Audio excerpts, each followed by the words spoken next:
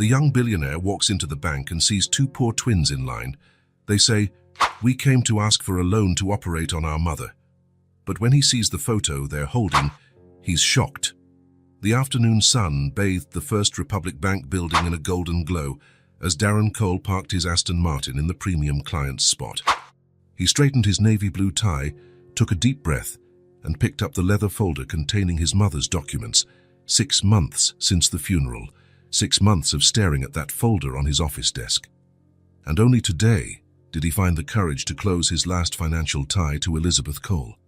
The bank was fairly empty that Thursday afternoon. Darren walked to the reception desk, where a woman in a pristine blazer smiled as she recognized him. "Mr. Cole, what a pleasure to see you again." Darren gave a brief nod. He didn't remember her name and didn't try to pretend he did. He rarely came to the bank in person. His team took care of almost everything. But to close his mother's account, he preferred to do it himself. "I have an appointment with Mrs. Preston." "Of course, she's been notified. Please wait a few minutes in the VIP room," she said, indicating a sleek space to the right. Darren sat on the leather sofa and opened the folder. The death certificate was on top. It still hurt to look at that cold document summarizing the end of a life in a few lines. The bank doors opened, and two young girls walked in. Identical twins with brown hair tied in messy ponytails, wearing simple but clean dresses. They couldn't have been more than 6 years old. One carried a crumpled, stained envelope. They held each other's hands, determined but clearly nervous. They looked around, confused by the formal environment, before moving toward the nearest counter. They were so small they could barely see over the counter, standing on tiptoes. "Excuse me," one called, her voice thin but firm. The teller looked around, puzzled, before leaning over the counter and spotting the girls. "Hello, little ones. Where are your parents?" "Our neighbor brought us," replied the one holding the envelope. "We need to speak with the person who lends money." The teller gave a condescending smile. "You mean the loan officer? Children can't apply for loans, dear." "It's not for us," the other twin explained impatiently. "It's for our mother. She's sick." The teller frowned, her smile wavering. "I'm sorry, but you need to come with an adult. It's bank policy." "But it's very important," the first girl insisted. "We heard the bank lends money." "Our mother needs surgery," added the other twin, her big eyes pleading, "and it costs a lot of money." From the VIP room, Darren watched the scene, intrigued. There was something in those girls' determination that kept him from looking away. "Mr. Cole," the manager, Rebecca Preston, appeared at the VIP room door. "Shall we begin?" "One moment," Darren said, standing up. He walked to the counter where the twins were still arguing with the increasingly uncomfortable teller. "Look, girls," the teller said as Darren approached. "You can't be here alone. I'll have to call someone to—" "Is there a problem?" Darren interrupted, positioning himself beside the children. The twins looked up, their identical brown eyes widening as they saw the tall man in a perfect suit. The teller immediately changed her expression. "Mr. Cole, sorry for the trouble. These children came in alone and—" "They seem to have something important," Darren cut her off again. Then he crouched down to be at the girl's level. "Hello. My name is Darren." The two glanced at each other, as if checking silently. "I'm Sadie," said the one holding the envelope. "And she's Tessa. We're 6.5 years old," Tessa added, as though that established their credibility. "What brings you to the bank today?"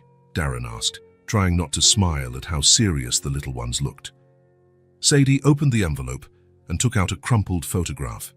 "We came to ask for a loan to operate on our mother." The simplicity and urgency of that statement struck Darren, but it was the photo that truly shocked him. He took the image that the girl handed him, and his heart skipped a beat. A woman of about 35 smiled at the camera, hugging the two girls in front of a modest apartment building. She had kind eyes and a bright smile that seemed to light up the entire photo. Darren froze. That face. There was no forgetting it. The torrential rain, the winding road, the car spinning out and crashing into the tree he trapped under the wreckage, calling for help. And then that woman, appearing like an angel at a broken window, using all her strength to pull him from the vehicle moments before it exploded. Nadine Rivers. The name shot back into his memory. "Your mother," he almost whispered. Is Nadine Rivers? The twins' eyes went wide in surprise. Yes, exclaimed Sadie. Do you know our mother? Darren swallowed hard. She saved my life 3 years ago in a car accident. Mama never told us, said Tessa, frowning. She was just passing by, Darren continued, the images of that night flooding back. She stopped when she saw the crash. She got me out of the car seconds before it caught fire. Darren felt the manager approach behind him. Mr. Cole, your appointment. I'll need to reschedule, he replied without taking his eyes off the girls. Something more important has come up. The manager glanced puzzled at the children and then at Darren, but nodded. As you wish, sir. Is your mother very sick? Darren asked, returning the photo to the girls. She turns yellow, Tessa replied. And she's very tired. The doctor said she needs surgery soon, Sadie explained, but it costs a lot. The insurance wouldn't cover it because it's a special operation, Tessa carefully pronounced the difficult word. Mama can't work anymore, Sadie added, lowering her voice. She used to clean houses. Now she's too tired. We heard that the bank lends money, Tessa said hopefully. Is that true? Darren stood up, suddenly determined. You came here alone. Sadie shook her head. Mrs. Patel, our neighbor, brought us. She's at the market buying medicine for Mama and will be back in half an hour to get us. Can you take me to your mother? Darren asked. I think I can help more than alone. The girls exchanged wary looks. Mama told us not to bring strangers home. Sadie hesitated. Your mother is right, Darren agreed. But I'm not really a stranger. She met me once, though she may not remember me. And I want to repay her for what she did. After a brief whispered conference between the two, Tessa announced, Okay, but if you try anything bad, Mrs. Patel from 3C will call the police. She's very fierce. Fair, Darren agreed, keeping a serious face. We can wait for your neighbor to return, or I can take you in my car, if you prefer. Is your car faster than the bus? Tessa asked. Much faster, Darren confirmed. Then we'll go in your car, Sadie decided. Mrs. Patel said it's okay if we come back alone if it doesn't work out. 20 minutes later, the Aston Martin parked in front of an old building on the east side of town. The contrast between the luxury car and the modest neighborhood drew curious glances. The twins led Darren up to the 3rd floor via a narrow staircase with worn steps. They stopped in front of a door marked 3B. This is it, Sadie announced, taking a key hidden under her blouse from a cord. The apartment was small and tidy, but signs of hardship were everywhere. A worn sofa, a table with one leg propped up on books, shelves made of wooden crates. On the refrigerator, only a few magnets holding children's drawings and a shopping list with basic items. On an improvised table were piles of bills stamped in red with final notice and past due. An older woman with graying hair appeared from one of the rooms, looking alarmed. Girls, you're back already. Mrs. Patel called saying... She stopped when she saw Darren. Who are you? Mrs. Bennett, Tessa quickly explained. This is Mr. Darren. Our mother saved his life once, and he came to help. The woman looked at Darren with obvious suspicion. They were at the bank, Darren explained, feeling oddly nervous under her scrutinizing gaze, trying to get money to pay for their mother's surgery. Good grief, Mrs. Bennett sighed, shaking her head. I told Mrs. Patel it wasn't a good idea to let them go to the bank even for a few minutes. How is Nadine? Darren asked. She just woke up. She's in the kitchen having some tea. The woman hesitated. Who are you, really? Someone who owes her life, he replied. 3 years ago, she pulled me from a burning car. Mrs. Bennett seemed to weigh his sincerity and finally nodded. I'll tell her you have a visitor. As the woman went into the kitchen, the girls pulled Darren to see a photo collage on the living room wall. It was just a few pictures taped directly to the wall, no frames. There were photos of them at various ages, some with their mother. Mama only keeps the best photos, Sadie explained.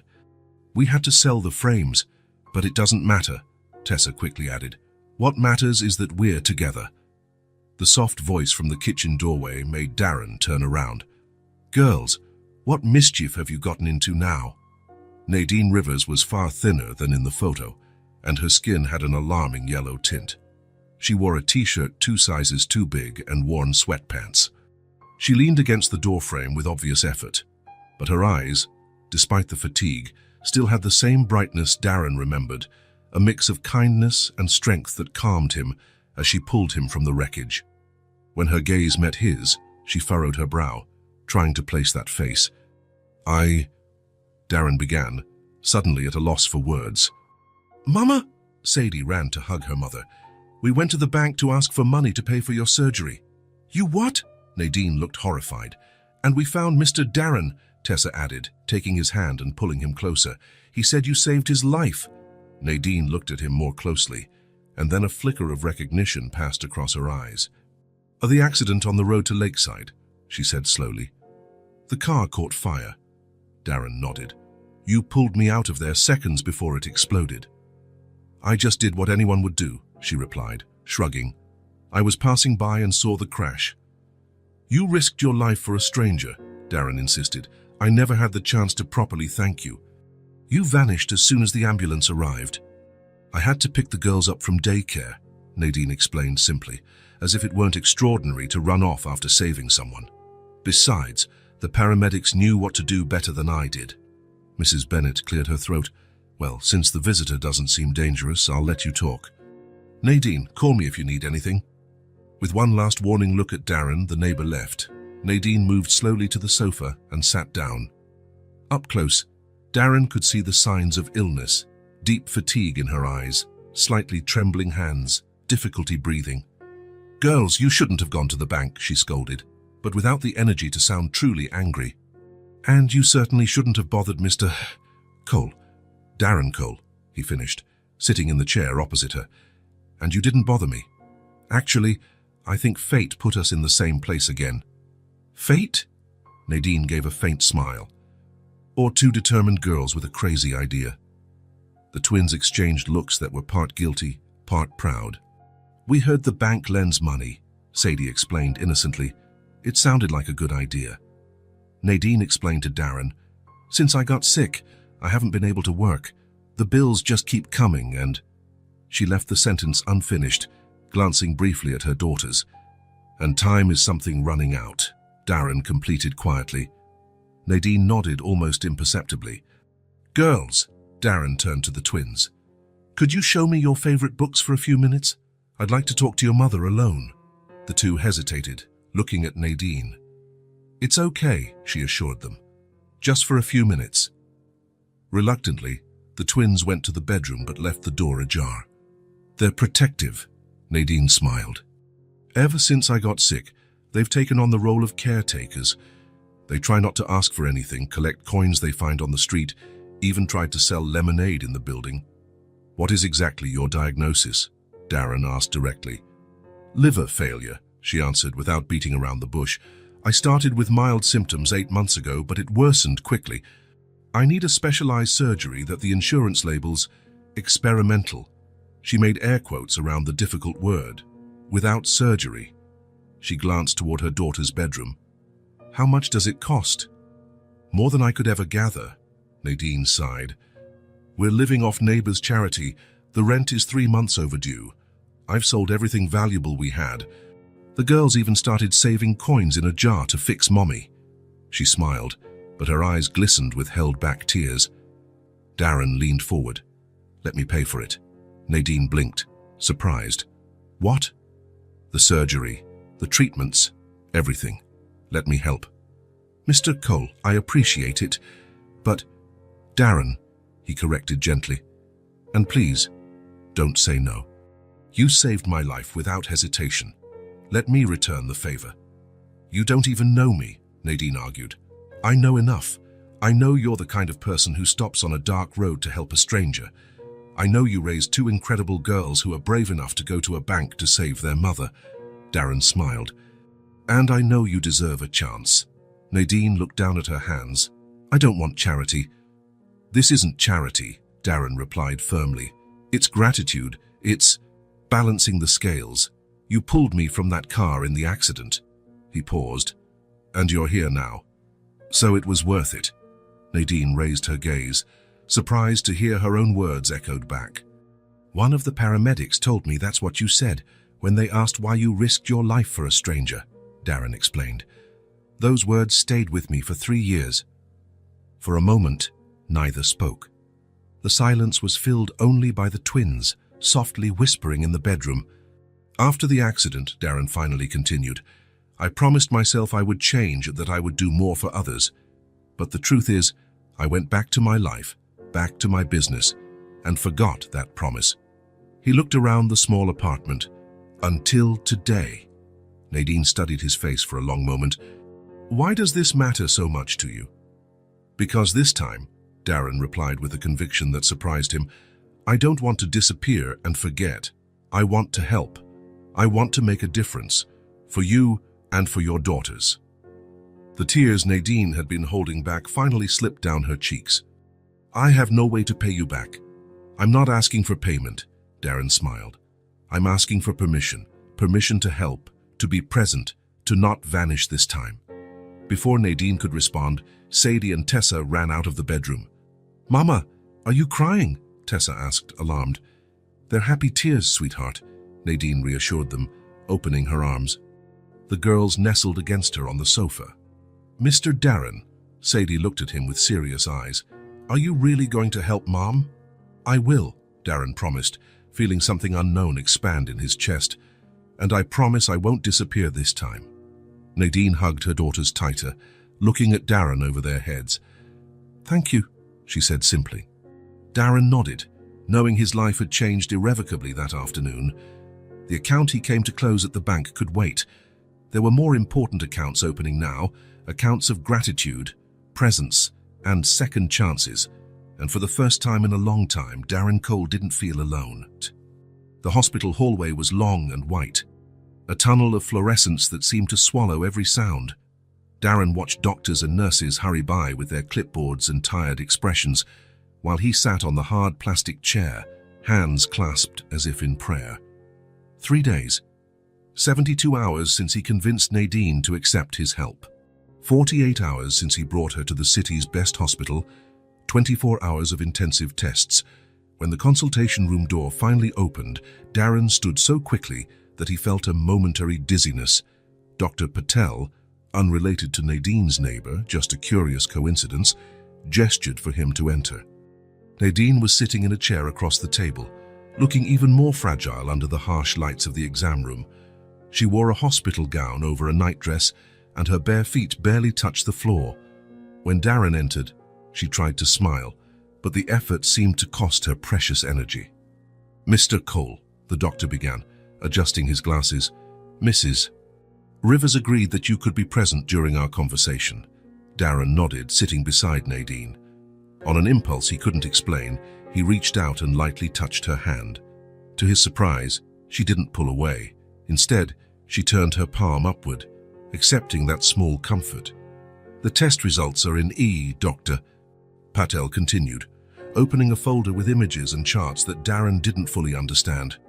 "As we suspected, Mrs. Rivers's liver failure is in an advanced stage." "How long?" Nadine asked directly, her voice low but steady. The doctor hesitated, removing his glasses to clean them, a gesture Darren immediately recognized as a tactic to buy time before delivering bad news. "Without surgery, 3 months, maybe 4. Nadine closed her eyes for a moment, and her hand squeezed Darren's with surprising strength. "Then we operate as soon as possible," Darren declared, as if it were that simple.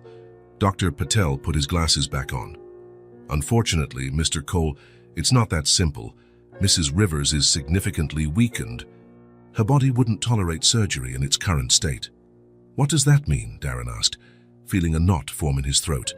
"It means we need supportive treatment first," the doctor explained. "Intensive nutrition, medications to stabilize liver function, transfusions, maybe even temporary dialysis. We must strengthen her before considering surgery." "How long will that take?" Nadine asked, her practical tone contrasting with her pale face. "At least 4 to 6 weeks.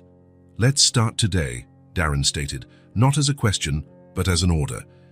Dr. Patel nodded. "I've already reserved a private room. The team is preparing everything to begin treatment today." When the doctor stepped out to arrange the necessary paperwork, a heavy silence fell over the exam room. Darren still held Nadine's hand, not sure what to say. "My daughters," she finally broke the silence. "I'll take care of them," Darren replied immediately. Nadine looked at him with an expression mixing gratitude and doubt. "You barely know us." "I know enough," he repeated the same words he had said days before. "They'll be fine, I promise." "They've never been away from me for more than one night," Nadine confessed, her voice trembling. "Not after their fathers, after he left." Darren nodded, not pressing for more details. "We can bring them to visit every day, and you can call whenever you want." "They don't have a phone," Nadine smiled weakly. "We sold the last cell phone to pay the electricity bill."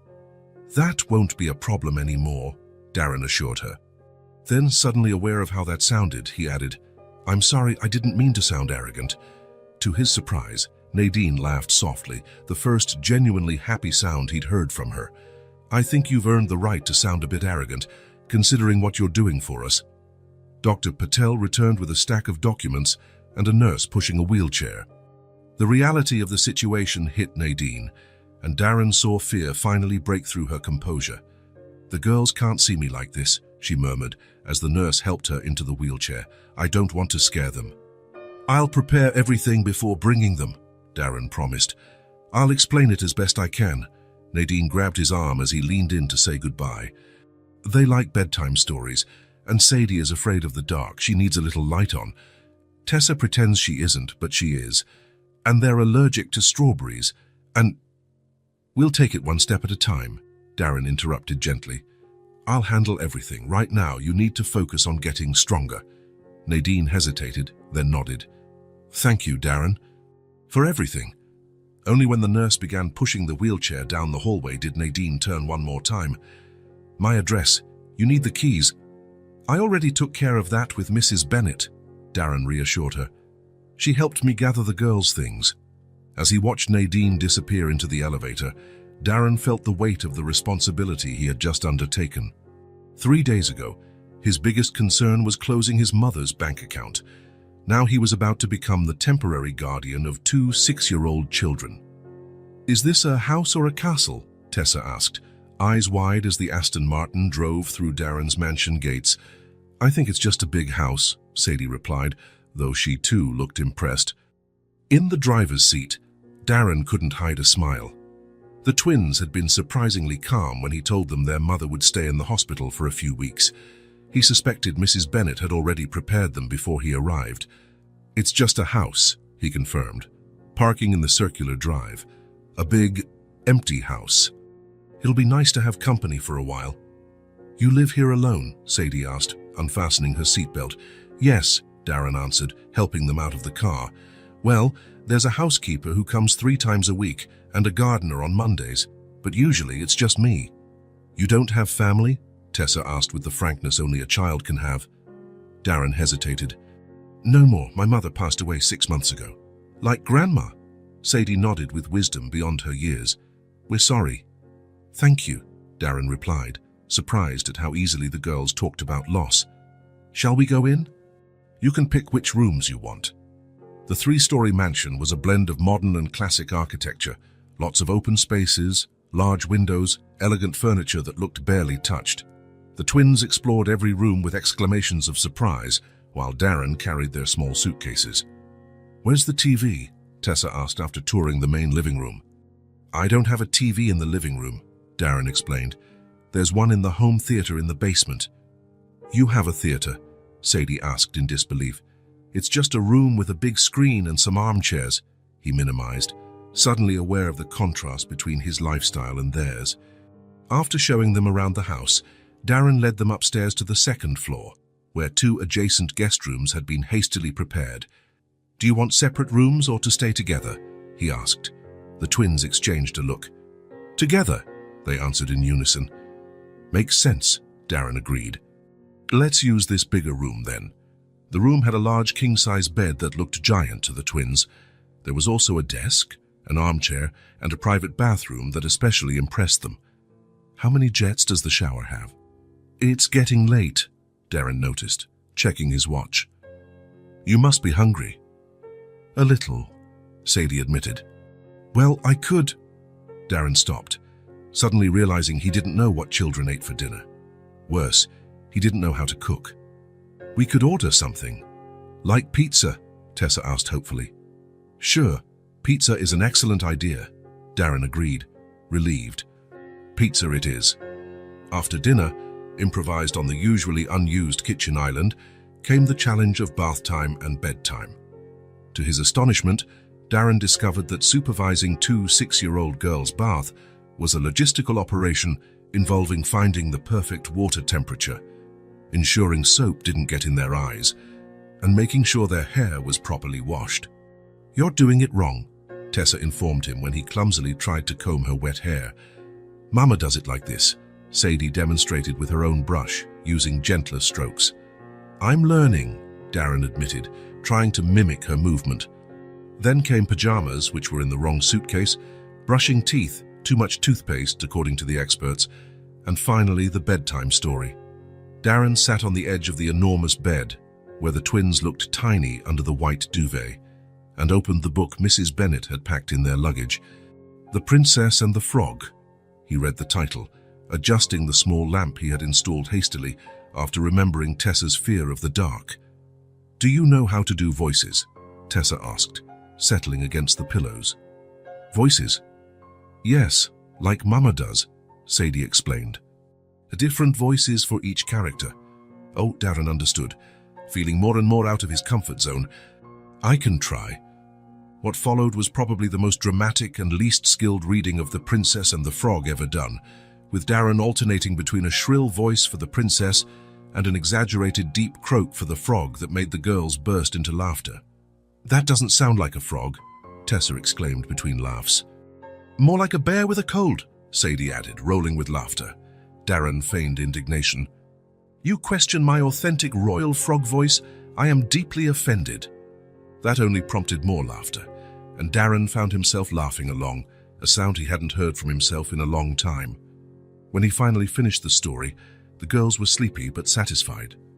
"You're not as good as Mama," Tessa murmured, already closing her eyes, "but it wasn't that bad."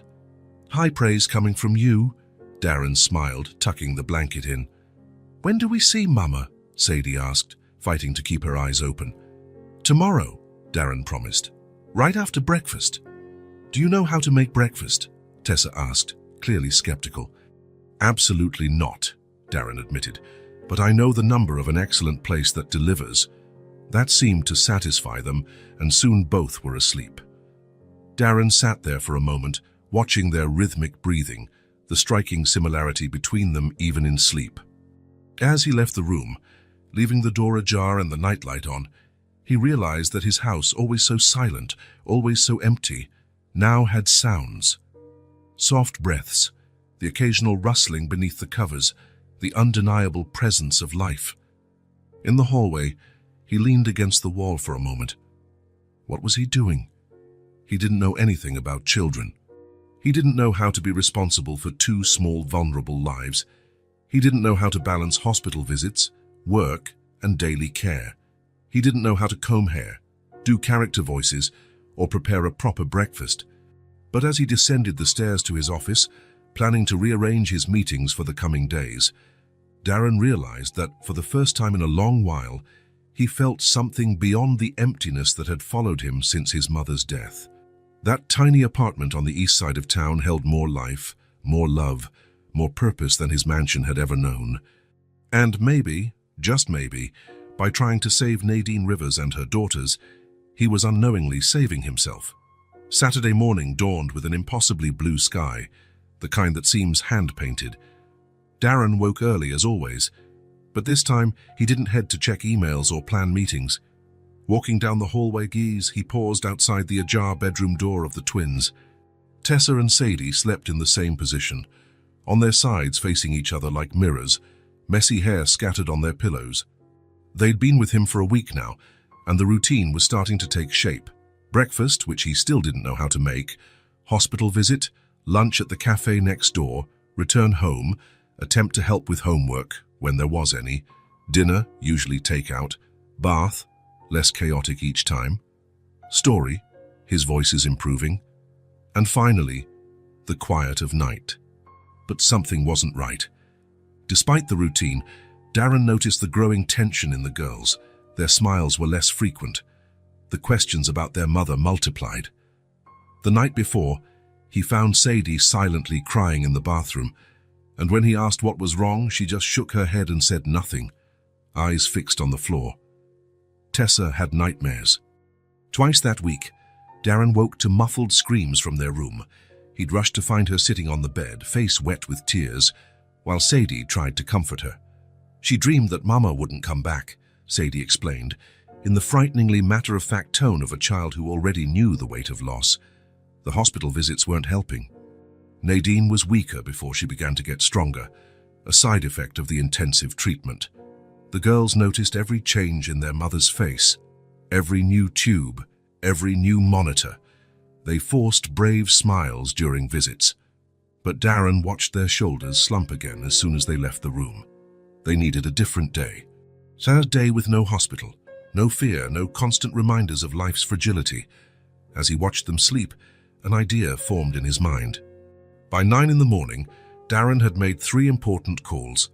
One to Nadine's nurse explaining he'd postponed today's visit until late afternoon. Another to his assistant asking to cancel his video conference with Tokyo investors. And the third to Mrs. Bennett with a specific question that made her laugh on the other end of the line. "I never imagined hearing Darren Cole ask this," she commented.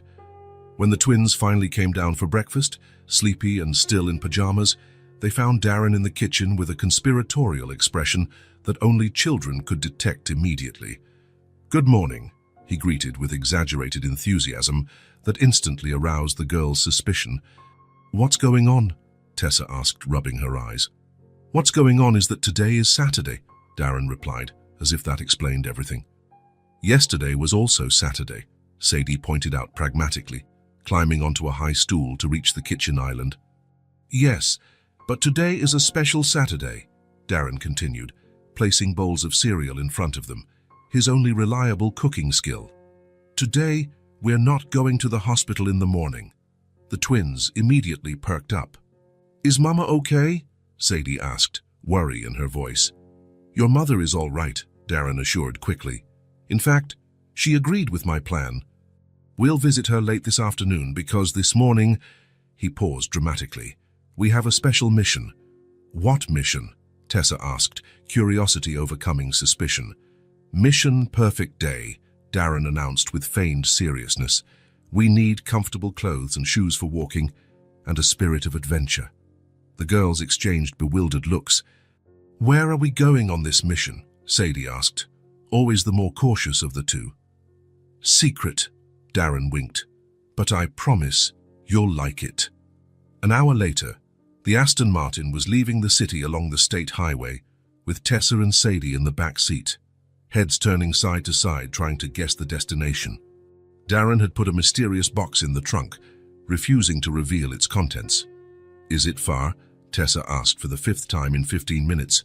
"Just 10 more minutes," Darren answered, checking the GPS. When he finally turned onto a secondary road, the girls leaned forward, trying to see beyond the row of trees lining the way. The road ended in a small gravel parking lot, almost empty at that early hour. "We're here," Darren announced, parking the car. "Where are we?" Sadie asked, looking around as Darren helped them out. "Eagle Point State Park," he replied, opening the trunk to retrieve the mysterious box.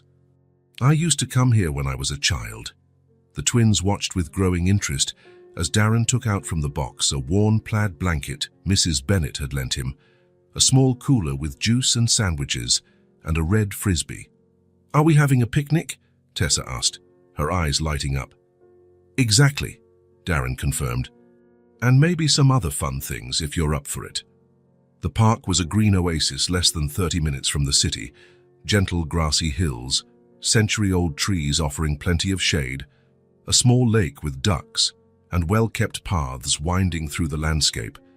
Darren led the girls to a higher spot overlooking the lake, where he spread the blanket under the shade of a majestic oak. "What do you think?" he asked, noticing the twins' curious expressions as they surveyed the spot. "It's pretty," Sadie replied cautiously. "But what do we do here?" The question caught Darren off guard. "What do you mean?" "Is there a special activity?" Tessa elaborated. Like at school field trips. Darren smiled, suddenly understanding. No, actually the plan is not to have a plan. We can run around, lie on the grass and look at the clouds, feed the ducks, play frisbee, or just sit and talk. The girls looked confused by the concept. We've never done that, Sadie admitted at last. A trip with no purpose. There was something in that simple confession that squeezed Darren's heart. He sat down on the blanket and motioned for them to join him. My mother used to say that the sky heals, he commented, looking at the perfect blue above them. When I was sad or worried, she would bring me to a place like this. She said being under the open sky put our problems in perspective. Your mother sounded nice, Tessa said, lying on her back to watch the sky. She was, Darren agreed, feeling the familiar pang of longing but without the usual bitterness. What was her name? Sadie asked, mimicking her sister's position. Elizabeth, Darren answered, but everyone called her Lizzie. Do you miss her? Tessa asked with children's blunt honesty. Every day, Darren admitted, but some days are easier than others. There was a comfortable silence, broken only by birdsong and the rustling leaves in the gentle breeze. Darren watched the girls gradually relax, their small bodies releasing the tension they had carried for days. That cloud looks like a rabbit, Tessa suddenly pointed out. Where? Sadie asked, squinting. There. See? The ears are long. Soon, all three were engrossed in the oldest game in the world, finding figures in the clouds. An elephant. A boat. A giraffe. No, Darren, that's clearly a dinosaur, Tessa corrected indignantly. Time seemed different there, slower, kinder. After the clouds came sandwiches, simple but surprisingly tasty outdoors, clumsy attempts to throw the frisbee, with Darren discovering his knack for closing business deals didn't extend to accurate throws, and a careful exploration of the small pond, where a family of ducks eagerly accepted the crumbs they offered. It was during the second improvised picnic, this time with apples and cookies bought at the park shop, that the conversation took an unexpected turn. Darren, Sadie began, her casual tone contrasting with what she was about to say. We stopped going to school. We had a scholarship because Mama cleaned the school. Tessa cast a quick look at her sister, as if breaking some unspoken code between them. When was that? Darren asked gently, keeping his tone calm despite his surprise. 2 months ago, Sadie continued, picking at blades of grass beside the blanket. When Mama got too tired to work, we lost the scholarship. She said we could come back next semester, but she got sicker, Tessa finished as her sister's voice faltered. Darren listened quietly, trying to process this new information. The girls had stopped studying 2 months ago, exactly when Nadine's symptoms worsened, and no one had told him. Neither Mrs. Bennett nor the girls themselves during all those clumsy homework help attempts, which he now realized were just old exercises they invented to avoid disappointing him.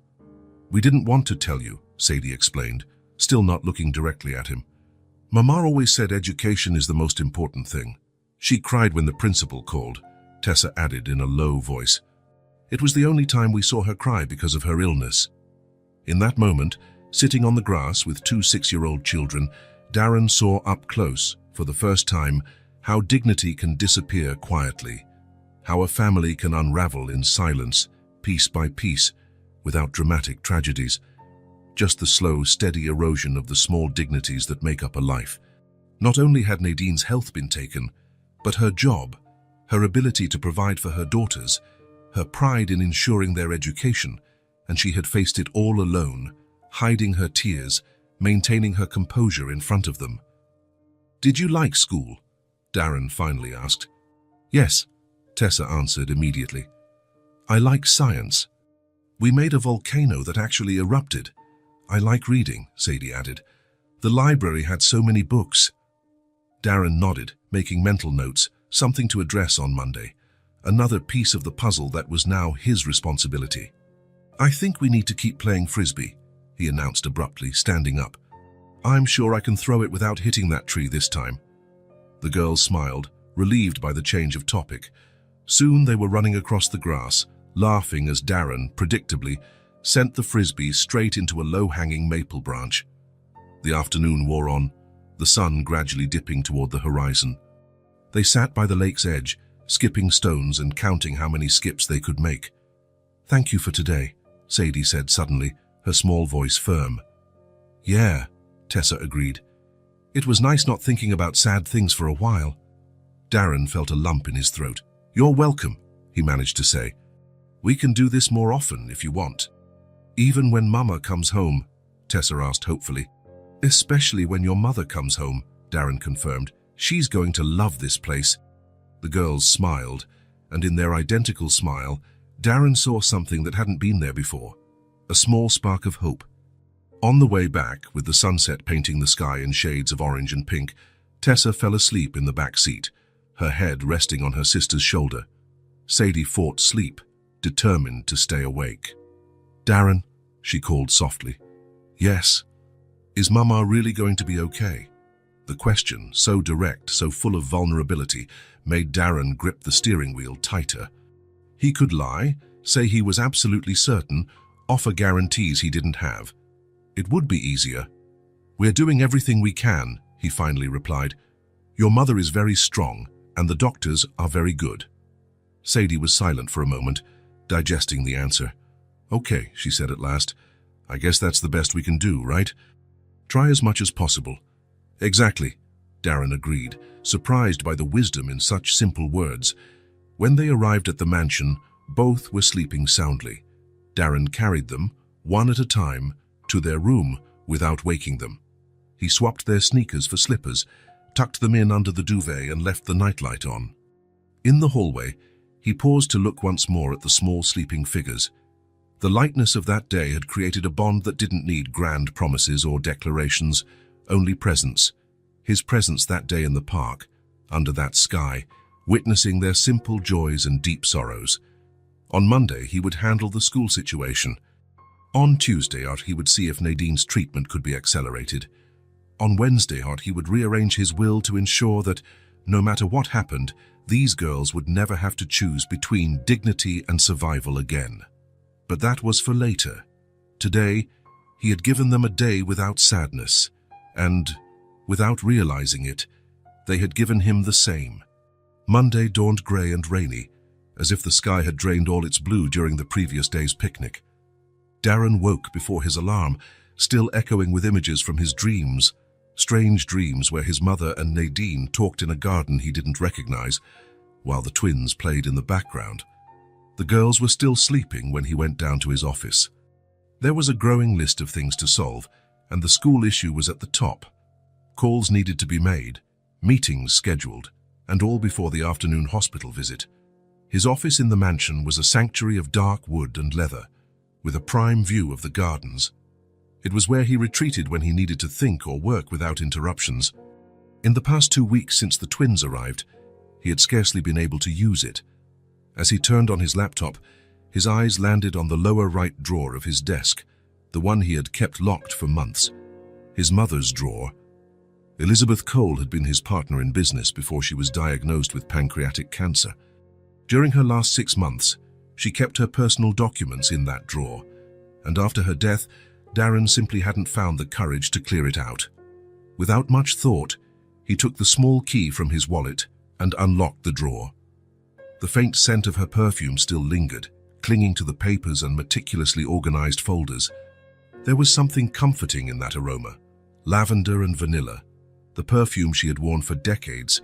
The drawer contained folders with documents he already knew, her will, insurance policies, property deeds.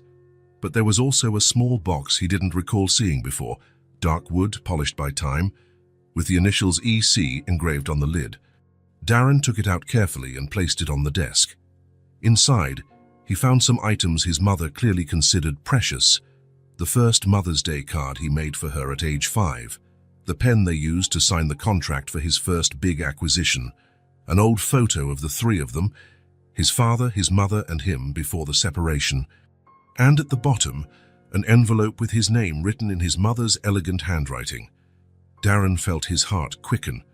He knew well his mother's tradition of writing letters at important moments, a practice she kept even in the digital age. He had received letters from her on his first day of school, at graduation when they opened the office together. But this was new. With slightly trembling fingers, he opened the envelope and took out some letters on light blue stationery he immediately recognized as hers. "My dear Darren," the letter began, dated just 3 weeks before her death. "If you are reading this, it means I am no longer here. I hope you haven't found this letter too soon. You have always been impatient with surprises. Remember how you'd scour the house looking for Christmas presents when you were a child? I've been thinking a lot about what to leave you, besides the material assets we built together. What final advice can a mother give to a son who is already a successful man in his own right? What wisdom can I share that you haven't already gained in your journey? Perhaps only this: money isn't everything. I know it sounds hypocritical coming from me, who spent decades building our fortune. But as time slips away, I see clearly what truly matters. Do you remember when you were 12 and your father left us? You found me crying on the porch and said, with all the determination of that age, 'One day I'm going to be so rich that no one will ever be able to hurt us again.' That broke my heart, Darren. Not because it was naive, but because I feared you would spend your life building walls instead of bridges. You are brilliant in business, always have been. But sometimes I wonder if, in the pursuit of success, you've forgotten how to live, how to connect, how to let people cross those walls you built so carefully. One day, son, you will see. And when you see, you will do good. True good. Not just donations to distant causes, though that is important, but the kind of kindness that requires you to get involved, to risk your heart, to be present. My greatest regret is not dying. It's not being here to see the remarkable man you will become when you finally open those doors you have kept closed for so long. Remember always, the true legacy is not what we leave in banks but the lives we touch. With all my love, today and always, Mommy." Darren closed his eyes, feeling the weight of those words and, at the same time, a strange relief, as if his mother, even after leaving, could still read his soul and give him exactly the words he needed at that precise moment. "One day you will see, and when you seek you will do good, true good." Those words echoed in his mind as he thought of the last weeks, of the twins sleeping upstairs, of their mother fighting in the hospital, of the small moments of joy and sorrow he had witnessed. Something shifted inside him at that moment. It wasn't a dramatic revelation or a sudden transformation, but a gentle realignment, like a stone that, after being still for years, finally finds its correct place. When he heard the twins' light footsteps upstairs, Darren carefully put the letter back in the box. There were decisions to make and actions to take, and for the first time in a long time, he felt absolute clarity about the path ahead. Westview Preparatory School sat on a tree-lined campus on the outskirts of the city, red brick buildings, immaculate lawns, and a reputation for excellence that justified the astronomical tuition. It was the kind of place that produced future leaders, scientists and artists, the kind of place Elizabeth Cole had chosen for her son decades ago. Darren parked in front of the administration building at 9:30 a.m. after leaving the twins with Mrs. Bennett for a morning of art projects, a code to give him time to resolve their schooling situation without raising premature expectations. "Mr. Cole," Principal Margaret Walsh greeted him with a warm smile. "What a pleasant surprise. I didn't know you were interested in our scholarship program." Darren shook the hand of the middle-aged woman who had overseen the school for 2 decades, long enough to be principal when he himself had attended. "Actually, Principal Walsh, I'm here about a specific matter," Darren explained as he took a seat. "It's about the Rivers twins," he continued. "Sadie and Tessa. They attended Eastside Elementary until 2 months ago, when they lost their scholarship because their mother, who worked in cleaning, fell seriously ill." The principal's expression shifted subtly, a mix of surprise and curiosity. "I see. And what is your relationship to these children, Mr. Cole?" "I'm caring for them temporarily while their mother is hospitalized," Darren replied, aware of how improbable it sounded. "It's a long story, but Mrs. Rivers saved my life some years ago. Now I'm repaying that debt." The principal nodded slowly, processing the information. "That is very noble of you. And how can I help in this situation?" "I want to ensure they get the best possible education," Darren stated, Not just now, while they're under my care, but for the future, regardless of what happens with their mother. For almost an hour, Darren and Principal Walsh discussed possibilities. Westview had a scholarship program, but it was extremely competitive and usually aimed at older students. Mid-year transfers were discouraged, and there was the matter of their adjustment. The twins came from a completely different school environment. "Don't get me wrong, Mr. Cole," the principal said after outlining the difficulties. "We would love to have the girls here. But I want to make sure this is the best solution for them, not just to ease your conscience." The woman's frankness surprised Darren, but he appreciated it. "I understand your concern," he replied. "That's why I propose something broader." Darren explained his idea, an educational fund not only for Sadie and Tessa, but for other children in similar situations. A partnership between his family foundation and the school, ensuring talented students never had to abandon their studies due to adverse family circumstances.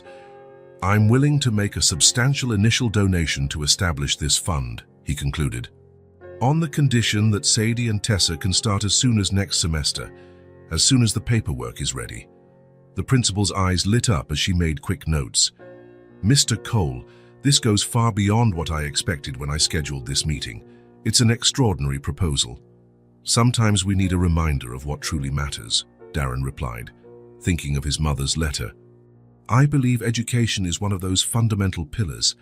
When he left the school nearly 2 hours later, Darren carried a folder with enrollment forms and information about the educational program. Principal Walsh had agreed to visit the twins the next day for an informal assessment, and if all went well, they could begin the following Monday. In the car, Darren allowed himself a moment of satisfaction. It wasn't just the relief of solving a practical problem, but something deeper, a sense of doing exactly what he should, of being aligned with a purpose greater than merely accumulating more wealth or power.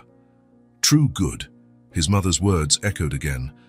"We have a surprise for you," Darren announced at dinner that night. The twins, who were eagerly munching on lasagna that Mrs. Bennett had kindly prepared, "These children can't live on takeout food alone, Mr. Cole," looked at him curiously. "What surprise?" Tessa asked immediately. Darren glanced at Nadine, seated at the head of the table in a wheelchair. This was her first night home from the hospital, a special 24-hour leave that the doctors had granted, recognizing the progress of her treatment and the emotional benefit of spending some time at home with her daughters. Nadine looked tired, but her eyes were brighter, her skin less yellow, the first signs that the intensive treatment was working. She nodded slightly, giving Darren permission to continue. "Soon you'll be able to go back to school," he announced. "I talked to a school today, and they're very excited to have you next week." The twins' reactions were instant and contrasting. Sadie's face lit up with a radiant smile. "Really? We can go back to our school?" Tessa, on the other hand, frowned. "But how?" "Mama still can't work there." Darren exchanged another glance with Nadine, who decided to intervene. "Actually, girls," she explained gently, "you're going to a new school, a very good school that Darren knows." "Westview," Darren added. "It's a bit farther more, but it has an amazing science program for you, Tessa, and a huge library for you, Sadie." The twins processed the information slowly. "Is it a school for rich kids?" Sadie asked at last, with the perceptiveness that often surprised Darren. "It's a school for children who want to learn," he corrected gently. "Some come from wealthy families, others don't. What's important is that everyone is welcome." "But," Tessa hesitated, "how will we pay?" Nadine reached out and touched her daughter's arm. "Darren created something called an educational fund. It's like special money just for schools." "Not just for you," Darren added, "but for other children too. Kids who, like you, need a little help to keep studying when things get tough at home." For a moment, the twins just stared at him, processing what it meant. Then, almost simultaneously as only twins can, they jumped from their chairs and ran to hug him. "Thank you, Darren," Tessa exclaimed, her arms wrapped around his neck. "I'm going to study so hard," Sadie solemnly promised as she joined the hug. From her seat at the head of the table, Nadine watched the scene with teary eyes. When Darren caught her gaze over the twins' heads, he saw something in it that hadn't been there before, a complete confidence, a silent understanding.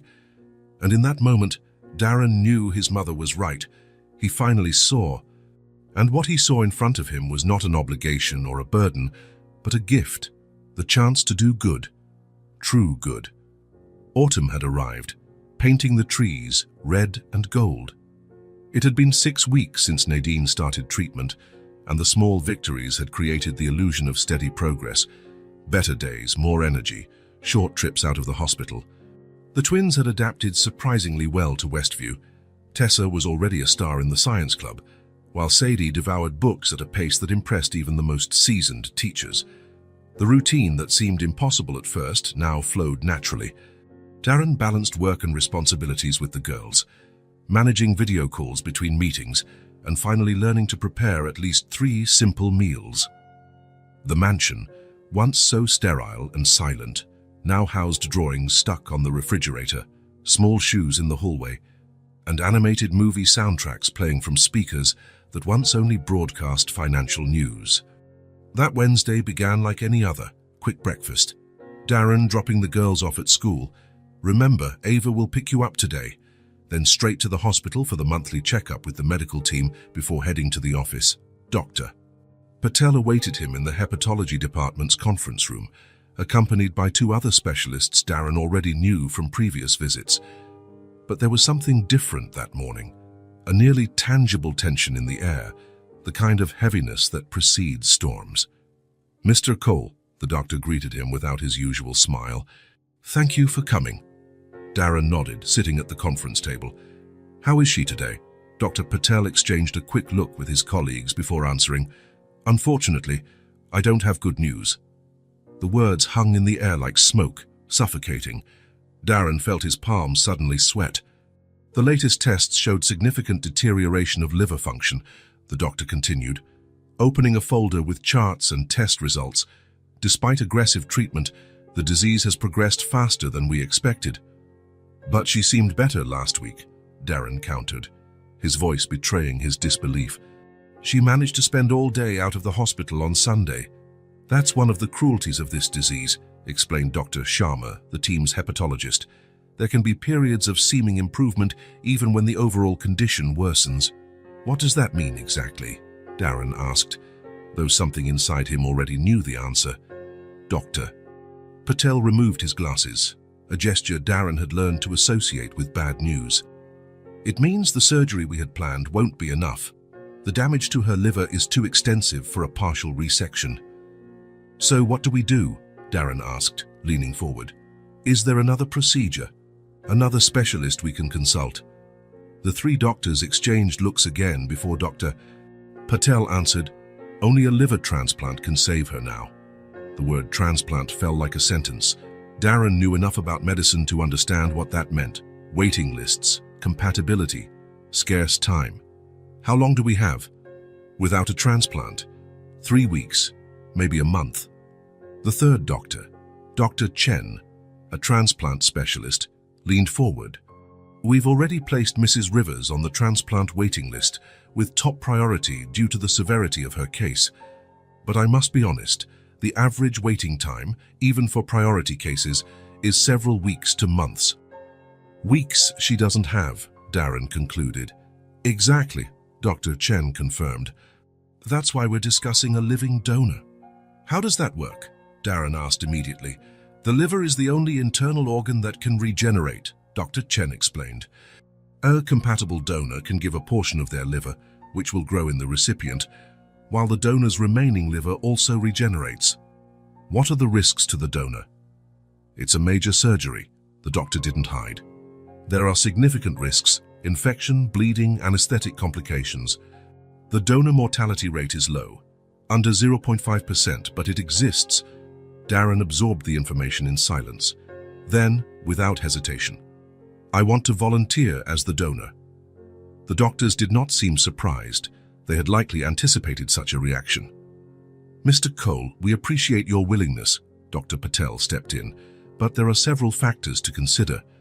Blood compatibility, organ size, and your own health. Also, we need to evaluate if there is any biological family member who could be tested first." "She has no family," Darren replied.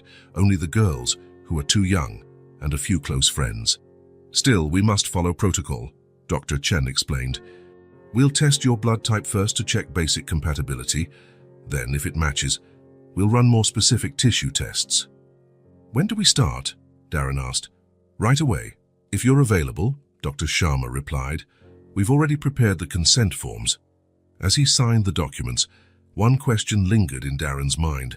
How would he explain this to the twins? How would he make sure they didn't feel abandoned again? 2 hours later, Darren was in Nadine's hospital room. She was asleep, her pale face against the white pillow, tubes and monitors telling the silent story of her body in decline. He sat in the chair next to her bed, watching the slow rise and fall of her chest, the fragility evident in every breath. When she finally opened her eyes, she didn't seem surprised to find him there. They told you, she said. Not a question, but a statement. Darren nodded. Why didn't you tell me you were getting worse? A weak smile touched Nadine's lips. What good would that do? You're already doing so much. I'm going to be your donor, he announced without preamble. Nadine blinked several times, processing the information. Darren, no, it's too dangerous. I'm blood type O, universal donor. That doesn't mean you'll be compatible in every aspect. It greatly increases the chances, he insisted. The other tests will confirm soon enough. Nadine tried to sit up, a visible effort that made Darren help adjust her pillows. You can't do this. The girls, they're fine, they're safe, and they want their mother to live.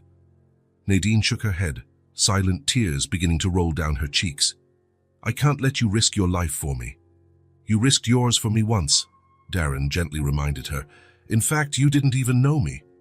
At least I have the privilege of knowing exactly why I'm doing this. A heavy silence fell between them, filled only by the constant beep of the monitors. What if something happens to you? Nadine finally asked, voicing the fear that surely haunted the twins. Nothing will happen, Darren assured her with more confidence than he actually felt. But if it does, I've arranged everything. Ava, my assistant whom you met, has clear instructions. The girls will never be alone. They will never be helpless. Why? Nadine asked, her voice barely a whisper. Why are you doing all this? Darren thought of his mother's letter, of the day at the park, of the twins' laughter echoing through the empty halls of his home, of the small victories and big revelations of the past weeks. Because finally, he answered simply, I understood what my mother tried to teach me my entire life, that life only makes sense when lived beyond ourselves.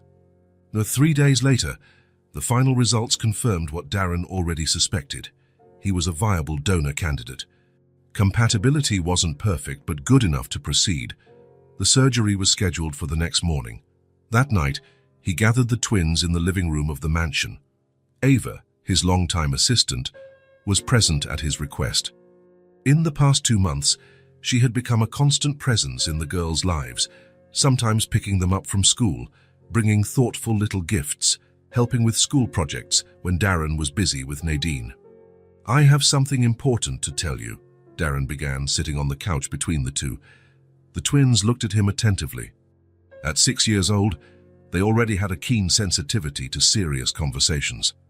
Your mother needs a very special surgery, he explained, choosing his words carefully. Her liver. You remember that it's the organ that's sick, right? Both nodded. Darren had bought children's anatomy books to help them understand their mother's illness. It's badly damaged now, and the doctors need to replace it with a new one. Like a broken part? Tessa asked, always practical. Kind of like that, Darren confirmed. But we can't just buy a new liver at a store. We need a special person to donate part of theirs. Who will give it? Sadie asked. Darren took a deep breath. I will. The reactions were immediate and intense. Tessa's eyes widened in shock, while Sadie's face contorted in an expression of pure fear. But, will you be okay? Tessa managed to ask. Yes, Darren assured her. The liver is an amazing organ that can regenerate. I'll give part of mine to your mother, and then we'll both have full healthy livers. Is it dangerous? Sadie asked, her voice trembling. Darren hesitated. He had promised himself never to lie to them. All surgeries have some risk, he admitted. But the doctors are the best. and the chances of everything going well are very, very high. Sadie began to cry quietly at first, then in sobs that shook her small body. Tessa followed a few seconds later. Darren held them, feeling their tears soak his shirt. "What if you don't come back?" Sadie finally voiced between sobs, the primal fear haunting them both. Darren swallowed the lump in his own throat. "I will come back," he promised. "But if I don't, Ava will take care of you." He indicated his assistant, who watched the scene with teary eyes. "And you will never be alone."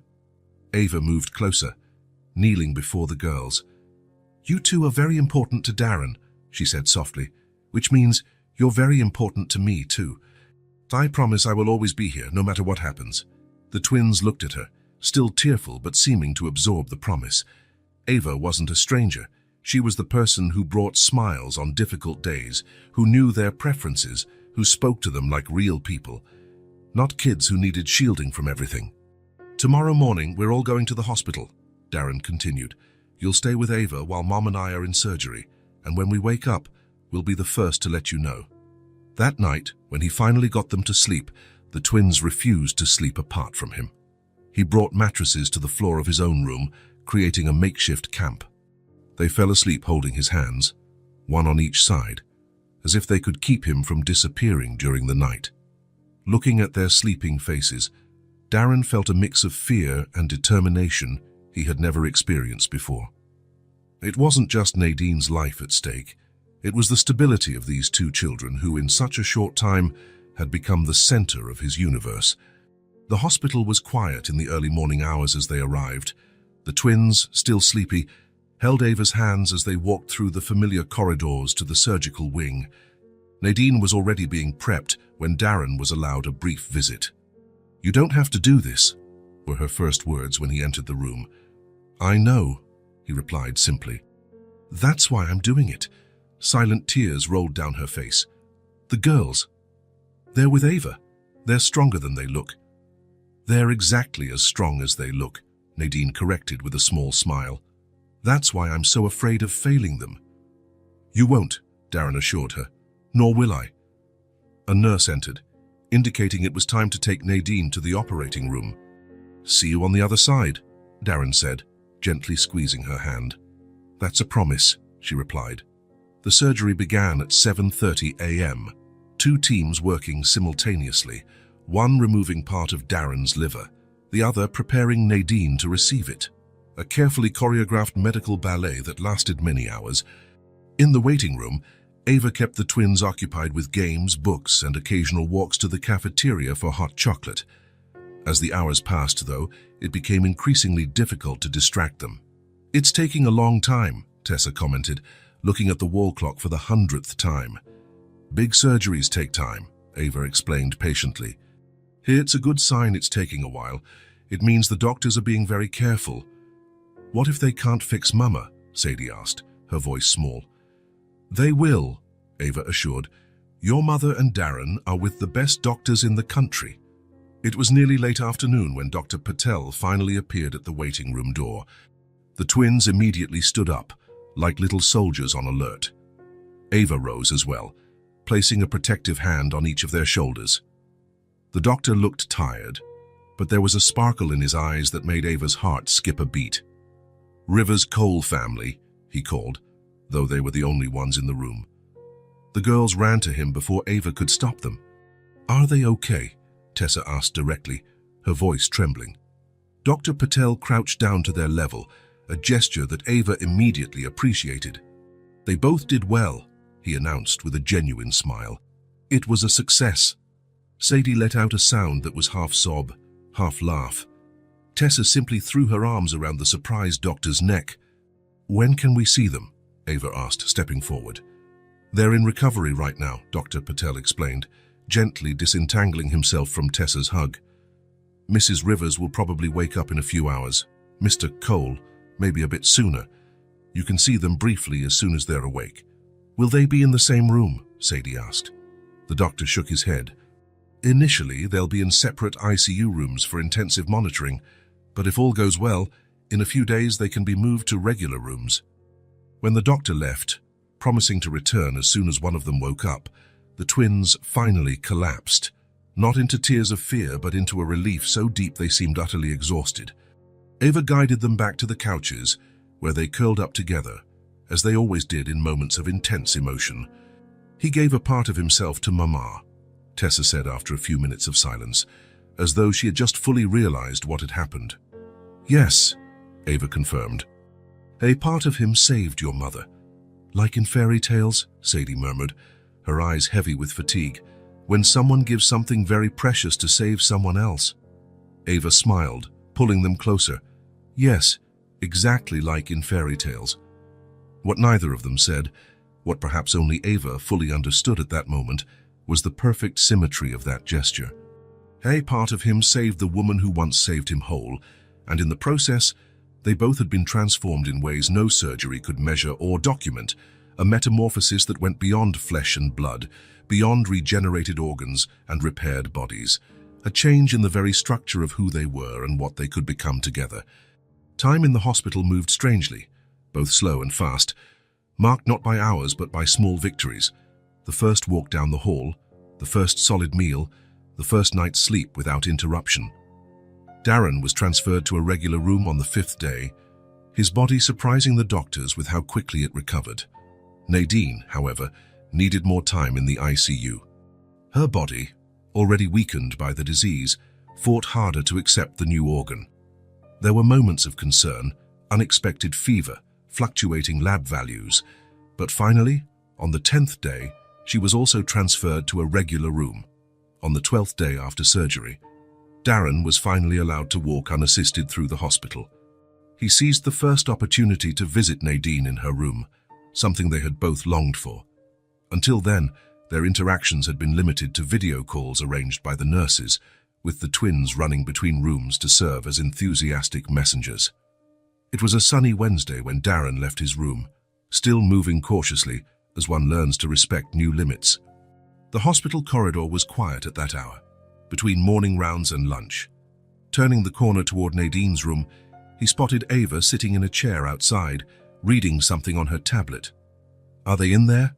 Darren asked as he approached. Ava looked up and smiled. "They arrived 20 minutes ago. I told them you'd be coming soon." "How is she today?" "Better. The physical therapist came earlier and was impressed with her progress." Darren nodded, satisfied. "And the girls? Excited? Impatient? The usual?" Ava paused. "They don't know you're coming. I thought it would be a nice surprise." "Excellent idea." Darren took a deep breath, preparing himself. "Let's go." He knocked lightly on the half-open door and gently pushed it open. The scene inside the room would forever be etched in his memory. Nadine sitting on the bed, propped up by pillows, with a book open in her lap.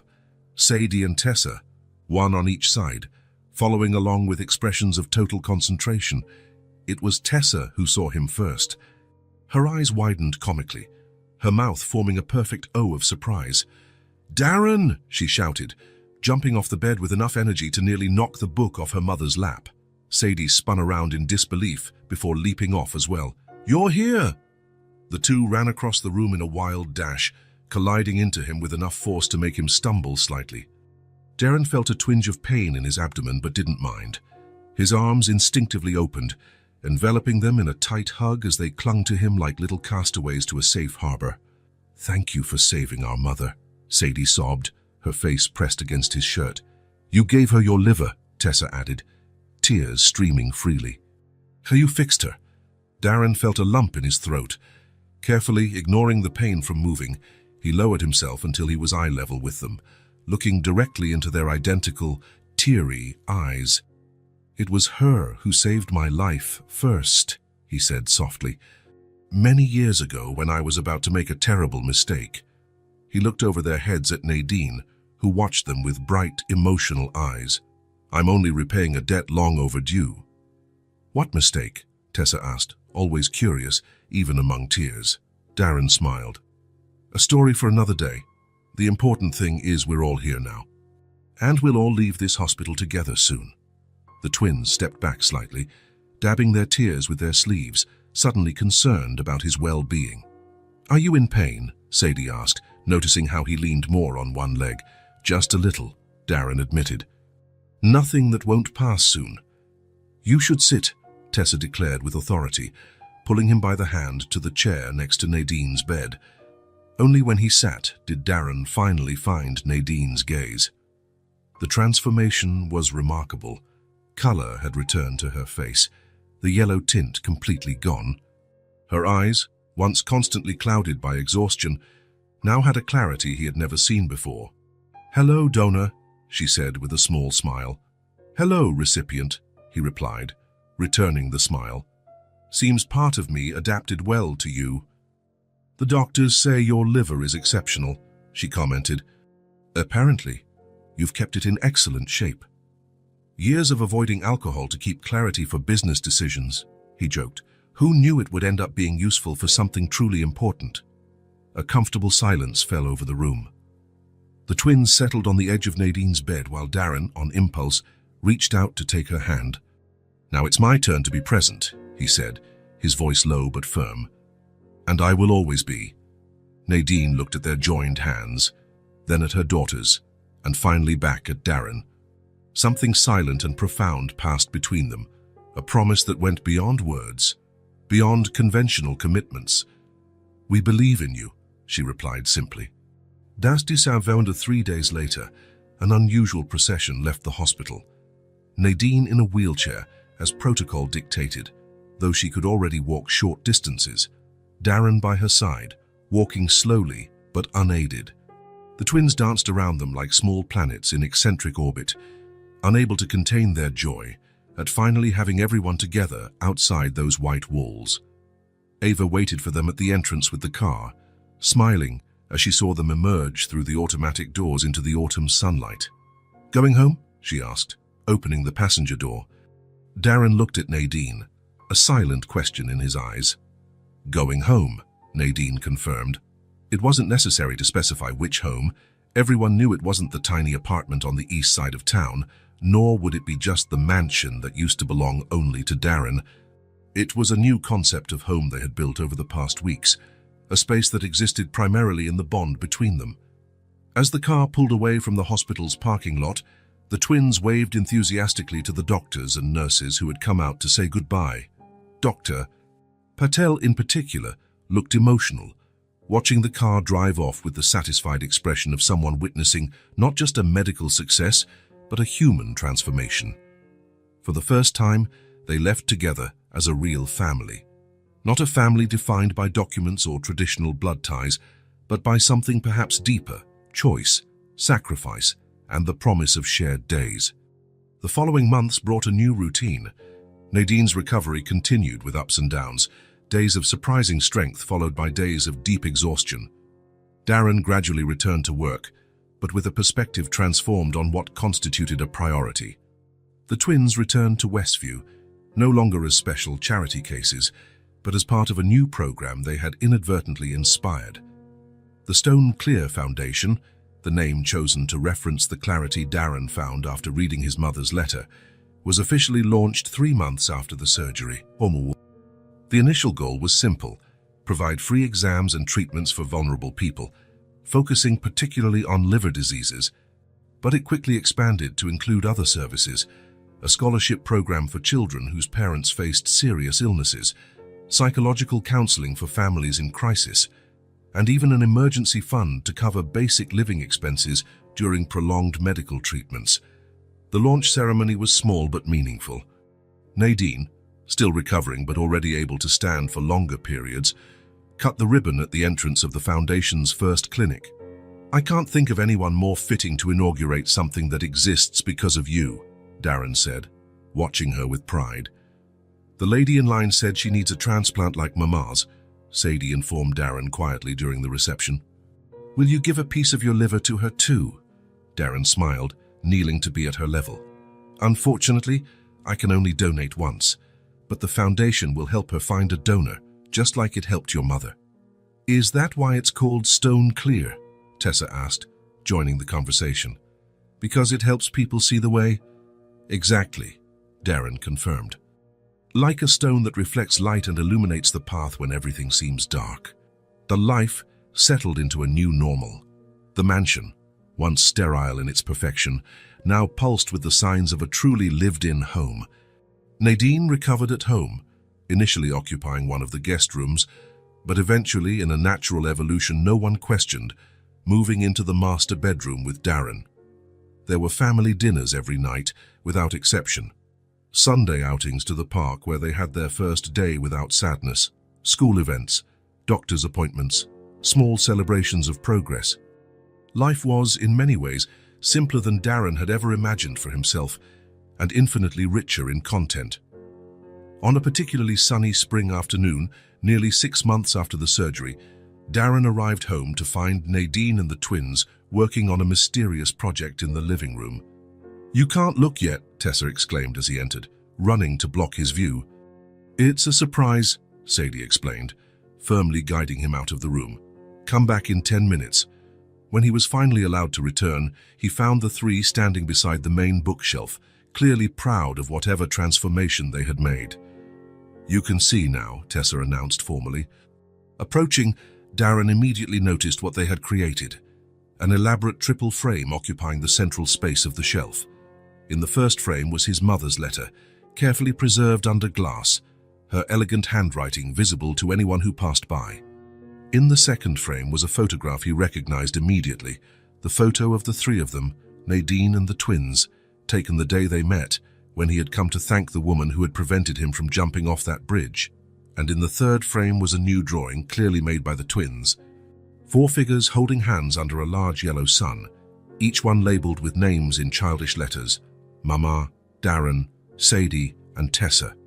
At the top of the drawing, in colorful letters, Our Family, and at the bottom, a simple phrase that made Darren swallow hard. "Now we have everything." "Do you like it?" Sadie asked, watching his reaction closely. "We had the idea," Tessa added quickly. "Mama only helped with the frame." Darren looked at the three of them, Nadine with her calm smile, the twins practically brimming with anticipation, and felt that now familiar sense of fullness that still surprised him every time he experienced it. "It's perfect," he replied sincerely. "Absolutely perfect." That night, after the twins finally fell asleep, Darren and Nadine sat on the back porch, watching the stars begin to appear in the spring sky. "The girls are right, you know," Nadine said after a comfortable silence. "Now we really have everything." Darren took her hand, a gesture that had become as natural as breathing. "Ironically, I have less now than I did before, materially speaking. A lot went to the foundation." "And yet you have more," she added, understanding. "Infinitely more," he agreed. "Promises of truth," Nadine murmured, almost to herself. "What did you say?" Darren asked, turning to her. "I was thinking that I finally understand what true promises are," she explained. "They're not words.